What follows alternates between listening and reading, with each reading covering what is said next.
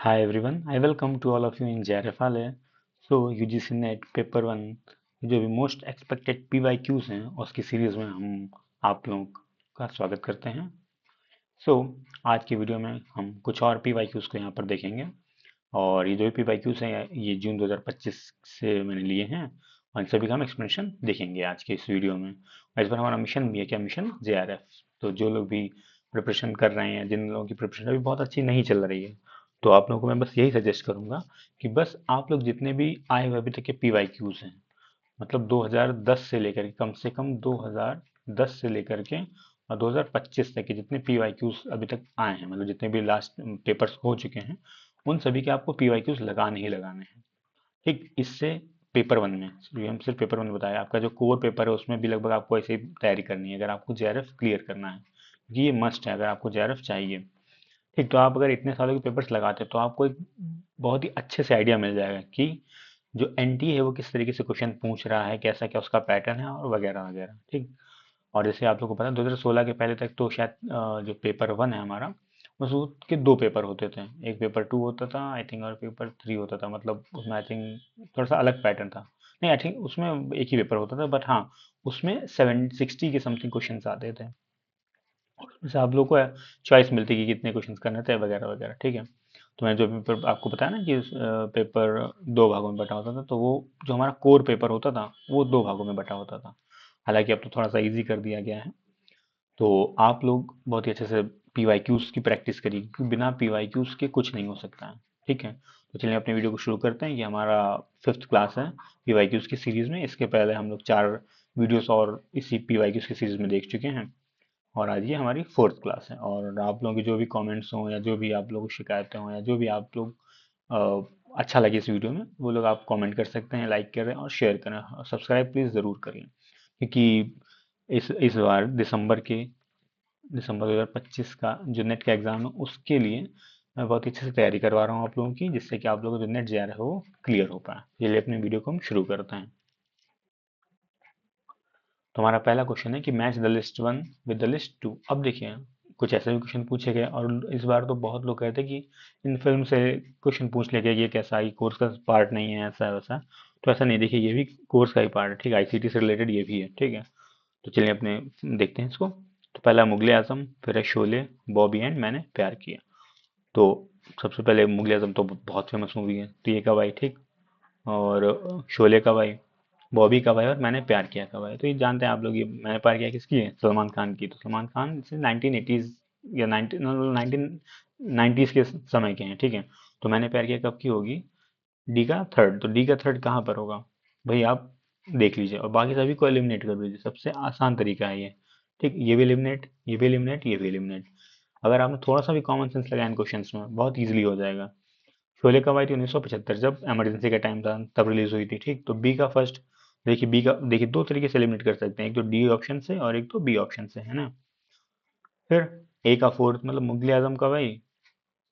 1960 में, और बॉबी कब आई? 1973 में।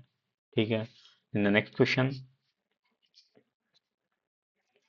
when a person is talking to himself or herself or contemplating or dreaming while in sleep, then this type of communication is known as। कह रहे हैं कि जब कोई व्यक्ति अपने खुद से बात कर रहा हो या अपने सपनों में खुद ही से बात कर रहा हो, तब किस प्रकार का वो कम्युनिकेशन वहां पर हो रहा होता है? इंटरपर्सनल, इंट्रापर्सनल, इंटरकल्चरल या इंटरनेशनल। ठीक, अब देखिए सबसे पहली बात, तो इंटरनेशनल टाइप का कोई कम्युनिकेशन नहीं होता है। ठीक, जैसे कि आप लोगों को पता है।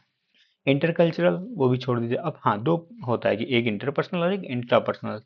तो जब कोई व्यक्ति खुद से बात कर रहा हो, ठीक, मतलब अपने आप से ही बात कर रहा हो, तब क्या होगा? इंट्रापर्सनल होगा। ठीक, क्या होगा? एक सेकेंड। तब क्या होगा? इंट्रापर्सनल। तो इसका जो सही ऑप्शन है वो क्या हो जाएगा? इंट्रापर्सनल। अच्छा, इंटरपर्सनल क्या होता है? इंटरपर्सनल में क्या होता है कि एक इंडिविजुअल किसी दूसरे इंडिविजुअल से क्या करें? कम्युनिकेट करें, यही क्या कहलाता है? इंटरपर्सनल। ठीक, और इंट्रापर्सनल में जो एक व्यक्ति है वो खुद ही में, मतलब खुद से बातें कर रहा है कि हाँ मुझे ऐसा करना चाहिए था, मुझे ऐसा करना चाहिए था। जैसे कि आपके लोगों के कभी तक सोचते होंगे कि अगर मैं इतनी तैयारी कर लेता तो अब की मेरा JRF क्लियर हो जाता, ऐसा हो जाता, वैसा हो जाता। तो ऐसे समझिए। तो खैर आपकी अच्छे से तैयारी करिए जिससे कि आपका JRF क्लियर हो पाए। तो हम अगले क्वेश्चन की तरफ बढ़ते हैं। हाँ, which of the following is not a web browser. देखिए अब इसमें बताना है कि कौन सा वेब ब्राउजर नहीं है। ओपेरा, सफारी, फायरफॉक्स या गूगल। इस क्वेश्चन को बहुत लोग गलत करके आए थे, ठीक है, इसलिए हम इस क्वेश्चन को देख लेते हैं। अब कौन सा नहीं है कि ओपेरा नहीं है, सफारी नहीं है, फायरफॉक्स नहीं है या गूगल नहीं है। तो वेब ब्राउजर क्या होता है जिसपे आप क्या वेबिंग कर पाए, ठीक, सर्च कर पाए, बाकी चीजें कर पाए। देखिए ओपेरा भी है, फायरफॉक्स भी है और गूगल भी है, क्या नहीं है, सफारी नहीं है। सफारी का web browser, sorry sorry sorry, safari भी एक वेब ब्राउजर है, सॉरी गूगल नहीं है। गूगल क्या है, एक सर्च इंजन है। गूगल एक सर्च इंजन है। फायरफॉक्स भी एक वेब ब्राउजर है, सफारी भी है और ओपेरा भी, ठीक। तो फायरफॉक्स और ओपेरा आप लोगों ने ज़्यादातर पीसीज में देखे होंगे या लैपटॉप्स में देखे होंगे, ठीक है। एक सेकेंड, हाँ, पीसी या फिर लैपटॉप्स में देखे होंगे। और ये जो सफारी है ये एप्पल के जो होते हैं मोबाइल फोन्स उनमें हमें देखने को मिलता है, ठीक। या एप्पल के जो भी, हाँ, क्या कहते हैं, लैप हो गए या बाकी चीज़ें हो गई, ठीक है, इलेक्ट्रॉनिक से रिलेटेड वो। और गूगल क्या है, एक सर्च इंजन है, मतलब गूगल पे आप क्या करते हैं, किसी चीज़ को एक सर्च कर पाते हो, तो ये किस के अंडर में आता है, ये सर्च इंजन में आता है, ठीक। तो क्लियर हो गया हो। चलिए बढ़ते हैं अगले क्वेश्चन की तरफ। What among the following are known as assessment instrument, कह रहे हैं कि इनमें से क्या एक असेसमेंट का इंस्ट्रूमेंट है। असेसमेंट मतलब क्या होता है कि आंकलन कर पाना, कि किस तरीके से क्या चीज़ें चल रही हैं, सही है, मतलब पढ़ाई आपकी सही दिशा में चल रही है कि नहीं चल रही। तो आप लोग क्या करते हैं, पीवाईक्यूज के वीडियोस देखते हैं और उन पीवाईक्यूज को लगाते हैं, तो इससे आपको क्या पता चल पाता है। अगर आप पीवाईक्यूज लगाए, आपको पता चला कि आपके 40 क्वेश्चन सही हो रहे हैं 50 में से, ठीक। तो आपको पता चले कि आपका जो असेसमेंट है वो सही है, मतलब आप पहले खुद को क्वेश्चंस लगाते हैं, ठीक, उनको देखते हैं कि कैसा जा रहा है कैसा नहीं जा रहा है। अगर 40 क्वेश्चन सही होते हैं तो आप मान लेते हैं हाँ, आप अच्छा कर रहे हैं। तो इससे पता क्या चलता है कि आप अपना असेसमेंट खुद करते हैं। अब असेसमेंट कैसे किया जा सकता है, चलिए देखते हैं। ऑप्शंस क्या हैं, टेस्ट है, एग्जामिनेशन है, रूब्रिक्स है, वर्कशीट है या क्विजेस हैं। देखिए बिल्कुल, क्विज क्या होते हैं, आप क्विज से क्या करते हैं, अपने असेसमेंट को टेस्ट कर पाते हैं, ठीक। वर्कशीट से भी आप कर पाएंगे, एग्जामिनेशन बिल्कुल, टेस्ट से बिल्कुल, लेकिन रूब्रिक से नहीं होगा, ठीक। तो सी जहां पर भी होगा वहां हम उसको एलिमिनेट करते हैं। तो देखिए ए बी डी कहाँ पर है, फोर्थ ऑप्शन में है, तो हमारा जो फोर्थ ऑप्शन है वो एकदम करेक्ट हो जाएगा। अगले क्वेश्चन की तरफ बढ़ते हैं। Find the wrong term in series. देखिए एक सीरीज का क्वेश्चन मैंने इस बार रखा है, तो क्योंकि मैथ में बहुत सारे लोगों को दिक्कत आती है, तो इसलिए मैंने एक सीरीज का भी क्वेश्चन रखा है, ठीक। बहुत ईजी है, बस इस तरह के क्वेश्चन आपको एक बार में समझने पड़ेंगे। अगर आप एक बार अच्छे से समझ गए, आसानी से ये सॉल्व हो जाएंगे और बहुत कम समय लेते हैं, ठीक।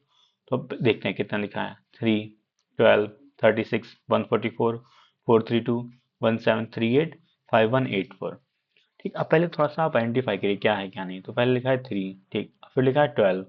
अब अगर आप लोगों को एक चीज़ आती होगी, आप लोगों ने मैथ में, जिसकी मैथ वीक वीक भी है, बहुत ज़्यादा अच्छी नहीं है, तो बहुत सी बेसिक सी चीज़ है। एक चीज़ होती है डिविजिबिलिटी, क्या होती है, डिविजिबिलिटी, ठीक। इसको हिंदी में बोलते हैं विभाजिता, विभाजिता या विभाजिक, एक सेकेंड, विभाजिता, ठीक।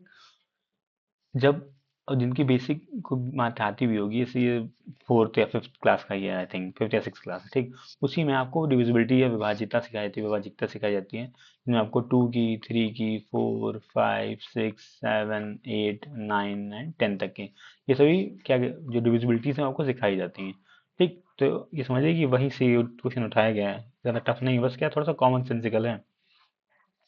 चलिए देखते हैं। एक सेकंड, हाँ सरफ कर लेके थोड़ा सा टाइप करना होगा। तो पहला है 3, ठीक। तो अगर आप यहाँ देखेंगे तो यहाँ पर पूरे में 3 की डिविजिबिलिटी लगेगी, किसकी, 3 की डिविजिबिलिटी यहाँ पर हमें देखने को मिलेगी।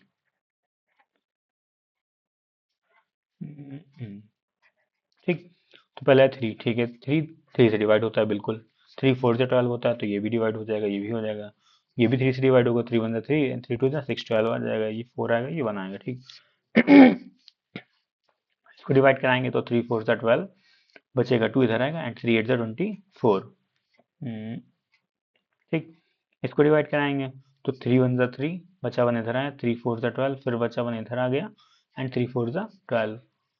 इसको लास्ट में करते हैं, इस पे आते हैं, 3 1 जा 3, यहाँ बचा 2 इधर आया, 3 7 जा 21, 3 2 जा 6, 2 बचा इधर, 3 8 जा 24।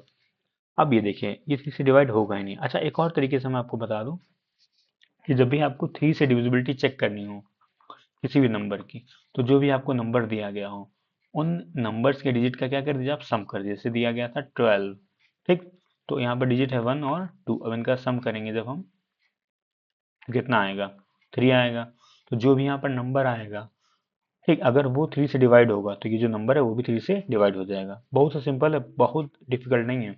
एक मैं करके दिखा रहा हूँ जैसे आपको 144 का, ठीक, तो 1 प्लस 4 4 4 8 प्लस 1 9। अब ये 9 3 से डिविजिबल है, बिल्कुल है। तो जब 9 डिविजिबल है तो 144 भी 3 से डिविजिबल होगा, होगा बिल्कुल होगा, ठीक है। तो उसी तरीके से अब ये वाला जो ऑप्शन है हमारा कौन सा 1738 कहाँ पर है, थर्ड, ये बिल्कुल मतलब नहीं डिविजिबल है। अब कैसे नहीं है, इसको भी एक बार दिखा देते हैं।